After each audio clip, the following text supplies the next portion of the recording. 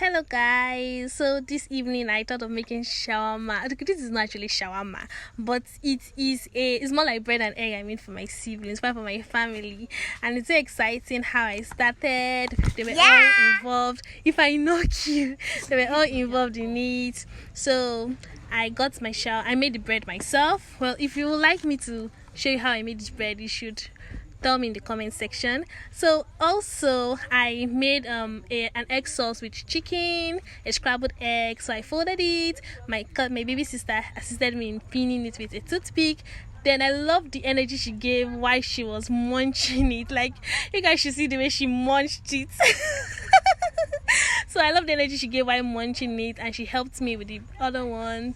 So I love this bread. That's what I'm showing you guys. I love the way the shape came out. So it's like, it's practically not my first time, but it's been a long time I did this. So I show you guys how I did it again. Like, I was just admiring my work. It was so beautiful. Also, this was the end result. Okay, they were not actually 3, they were more than these, but I just love the way I captioned these, and that's why I'm showing you guys. So thanks for watching.